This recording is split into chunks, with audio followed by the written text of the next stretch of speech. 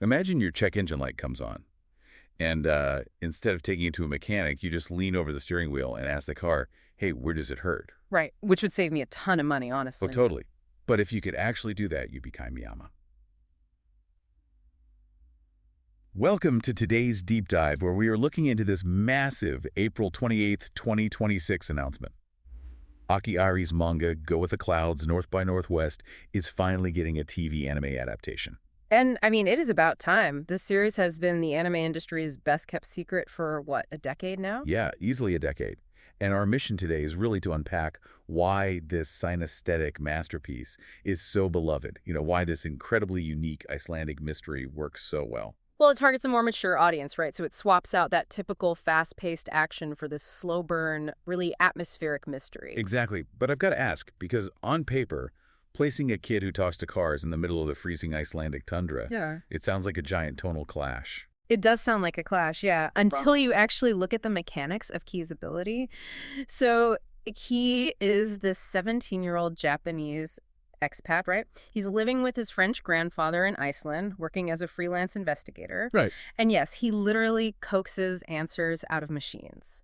It's this cool, magical realism twist. He can talk to a broken espresso maker or his trusty Suzuki Jimny. He's basically an IT support guy with supernatural empathy. That is the perfect way to describe it. But the brilliant irony here is that while he can speak to a car engine without any issues, he is just hopelessly clueless about human hearts. Oh, yeah, especially regarding the women in his life. He is completely lost. Exactly, because, well, machines run on logic. A car engine works sequentially. It literally tells you exactly what's failing. Human emotion doesn't have a diagnostic code. No, it definitely doesn't. So Key's profound inability to read complex human emotions is, like, his absolute greatest blind spot. And that blind spot becomes genuinely terrifying when he has to start investigating his own family. You're talking about his search for his missing younger brother, Michitaka. Right. Because human nature is infinitely messier than mechanical parts.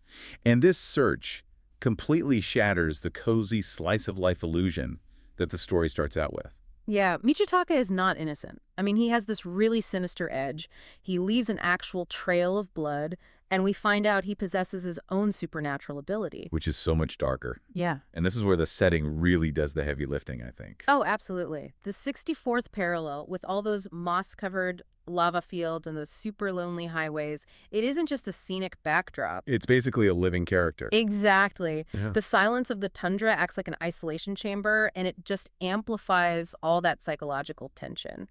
Without city noise to distract you, every single sound feels violently magnified. But capturing that breathtaking Icelandic isolation and Aki Irie's incredible detailed windswept ink style that requires a seriously masterful touch. It really does. Which honestly explains why the series recently moved to Yuki Oriso. Right, that's the boutique publisher founded by Kouru Mori, creating this rare powerhouse of, intensely detail-oriented artists all under one roof. Yeah, it's a sanctuary for precise art styles. You can practically feel the cold, crisp climate coming right off the page. But doesn't that make adapting it kind of a double-edged sword? Yeah. I mean, animating such intricate, textured art, couldn't that actually strip away the very climate that makes the manga a masterpiece? That is the core production challenge. To animate wind wrestling through hundreds of individually drawn blades of grass, you either need an astronomical budget or, you rely on digital compositing.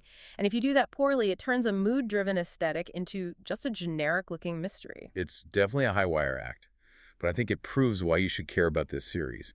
It's a testament to mature atmospheric storytelling that actually trusts its audience to appreciate silence and mood just as much as the mystery itself. Yeah, you don't need giant explosions when you can hide the danger in the subtle hum of a car engine. Exactly. And it leaves you with a pretty provocative thought. Think about the everyday machines around you right now. Your phone, your car, your coffee maker. If they could suddenly speak like they do to Kiri, what hidden secrets about your daily life would they reveal?